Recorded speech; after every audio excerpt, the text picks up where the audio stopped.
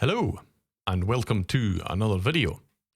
Okay, so we're back with Patch from Scratch after a good couple of months, almost 3 months I think, since the last time I've done one of these. Okay, so this time we're going to be doing a sort of Patch from Scratch extended, which this time round it's going to be a full-on Combinator 2 device type patch, which will be a Soundscape generator. Not terribly dissimilar to what you've seen in the Dark Cinemascape sound pack. You know, these sort of deep, rich, evolving textures, that sort of thing. So, without further ado, we will get started. So first of all, we've got our Combinator here.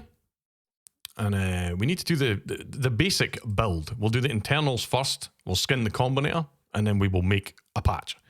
So, we need a mixer. First of all, then we require the guts of it is going to be based on Mimic. So we're going to have 2 slots of Mimic that are your main oscillators. Your main waveforms will be coming from there. So we need to pull out the master wire here, and we will wire slot 1 and slot 2 to separate mixer channels.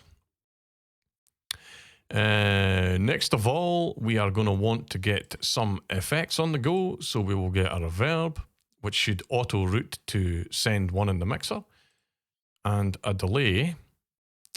Where is the delay? There we go. Right, and we'll just set up a quick default patch here. Well, yeah, we'll just call it Hall, increase the size there. We'll get some EQ on the go. You know, just roll off the highs a little bit. Right. Right,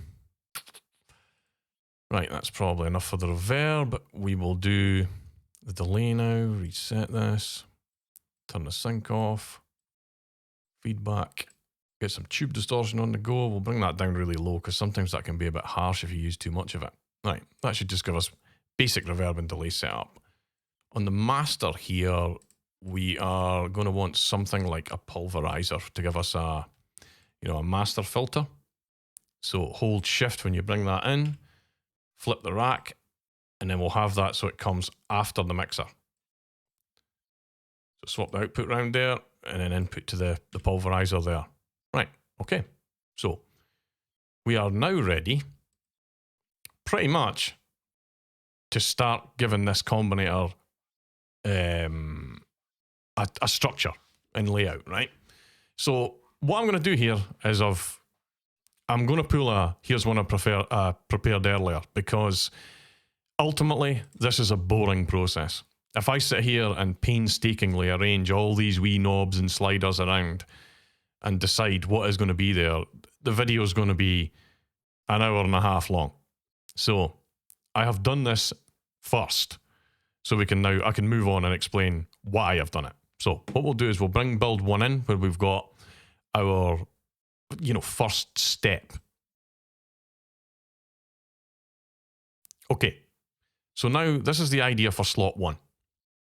We're going to have a button here that enables and disables the slot. And these controls, speed, length, reverse, pan, reverb, delay, cut off, resonance, low cut, high cut, and level, they will all be your sort of slot 1, oscillator 1 controls. Now, I haven't wired them up or anything yet, but we get to build 2, which is duplicating this, which hopefully at some point the Reason Studios will allow us to just, hit edit here, cut, and just duplicate this. But at the moment, you have to just painstakingly make it again. So that's another reason why I did here's one I prepared earlier routine. So, build 2 slots, and we'll keep it, the other thing to mention actually, we'll keep it simple. I'm not doing GUI design here where we're going to make this look all, snazzy, and it's going to have, screws at the side and nice graphics. It's not really within the scope of this video. We're just trying to show how to build one of these devices and make a quick patch. So, right. So once we're at this stage, we've got slot 1 and slot 2, and this is basically your oscillator controls. This will allow us to shape each of the slots layered together to create a big soundscape. We will move on to the final build, which is this one. Okay, so in the final build here, we have your 2 slot controls with all your sculpting tools. We have your reverb and delay bus effects. And in the master section, we have attack, release, and squash, which is the pulverizer compression and your master output control. So now what we can do is we can start to patch this. I already have these pre-wired up. I didn't actually show you that part. But say, for example, you want to connect speed up, you would right-click speed. And if you arrange these logically, you just have to go, you know, slot 1, speed. Slot 2, speed. Or slot 2, you know, cut off. And so on and so forth. If you arrange these logically, take your time when you're building it, it's quite easy and quick to go through right-clicking and wiring these all up. So, right, time to make a patch. And I've just realised I don't have headphones on. Right, so I will get headphones. And we will start to make a patch. Okay, so let's get rid of the editor here. We don't need this. And within Mimic, we will drop in samples from the factory bank, and we will go with the music loops folder, fixed tempo, because that's sort of just random fixed tempo loops, like so. So, I mean, we'll just pick these at random. We'll pick Dreamland, that sounds all right. And we'll go in slot 2. Pick something where... there's something with a bit of drums in it, right? We'll go for that. Right. So we have these 2 wired up now. Way too loud. Which already sounds quite cool, but... we will mute slot 2, and we'll stick first of all with slot 1, and we'll get this sculpted into something soundscapey. So, let's go.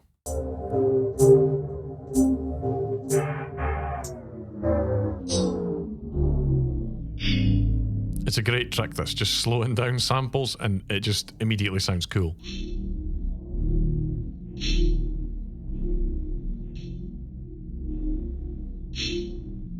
We'll reverse it as well. Get some reverb.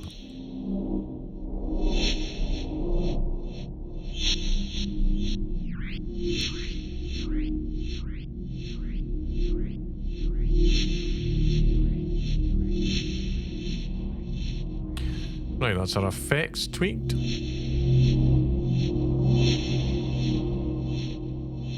Slow down the attack and release. You know, we just want it to fade in really slowly and fade out really slowly.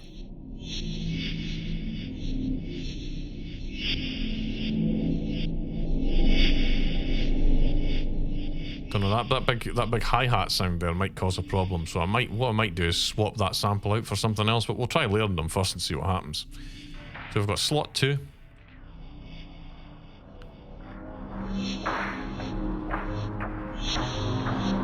Yeah, I think what I'm going to do is I'm going to change the sample that's in slot 1. So we don't have that sharp hat. I'm in the wrong slot. So slot 2 is now going to be random, but it doesn't matter all that much.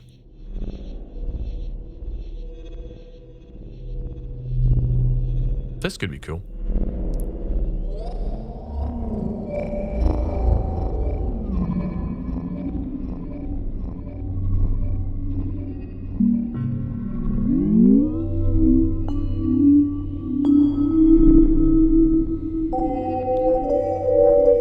Huge amounts of reverb and delay. We'll do a low roll off on this one.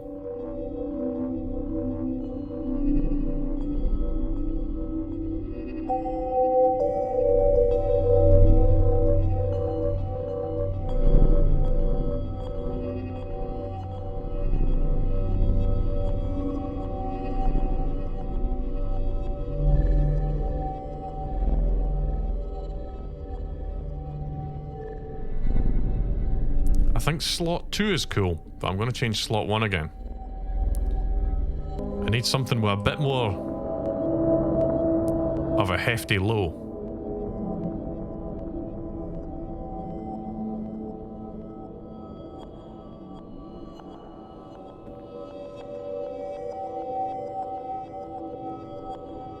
And you can also change the start and the end points here to suit.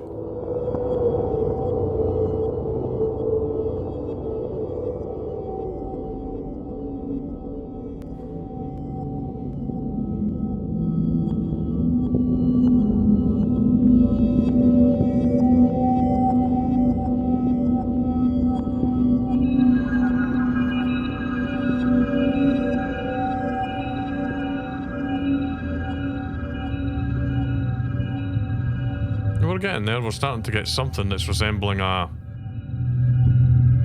video game soundtrack sort of atmosphere.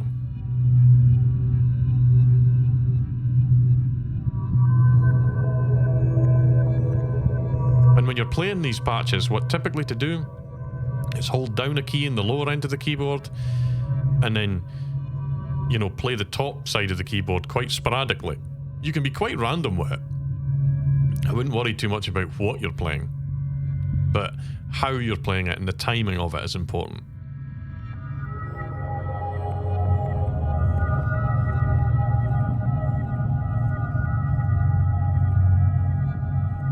You know, to get this sort of deep moving soundscape, we need some more reverb, I think.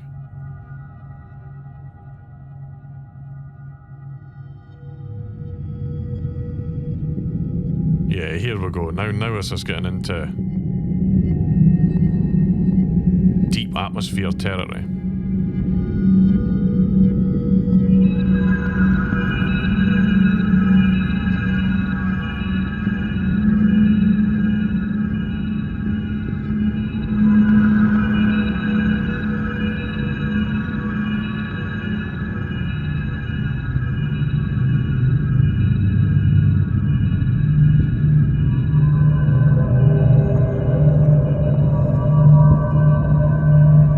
That works.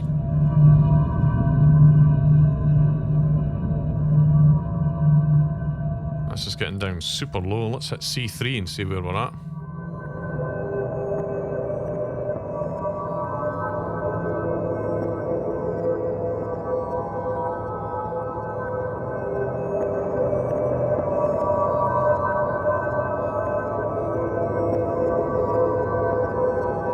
Yeah, so this is in the right territory. Now, in order to change this up, let's just fairly randomly swap the samples and see what happens. Because this isn't an exact science here. Right.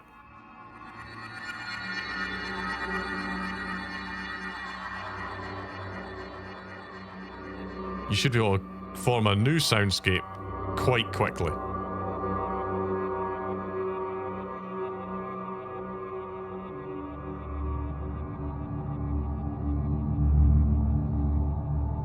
So that's two samples just changed at random there.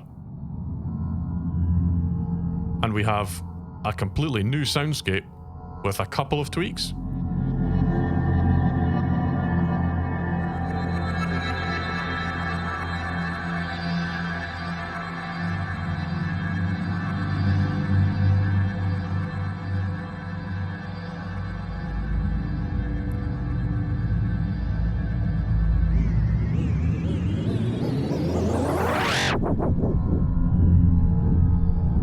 And you can obviously mess around with things like the reverb timing, the delay timing. Yeah, now you have a lot of possibility here. To change that up, you just have to switch out those samples and you'll create a new weird soundscape. Which is, they're perfect sort of scapes for video games, films, that sort of atmosphere bed you would get. So yeah, what I'll do, I'll leave this patch in the description. Feel free to do whatever you want with it. Really, if somebody fancies skinning it or something, go ahead and skin it. post it in the comments if it's any good. I'll maybe pin it. But yeah, there's a basic 2-slot Soundscape generator. All you need to do to operate this is just switch out your samples in a fairly random way, and you will get decent results with minimal tweaking of the controls on the Combinator. Okay. I hope you enjoyed the video. I hope you learned something. And I will see you in the next one. See you later, folks.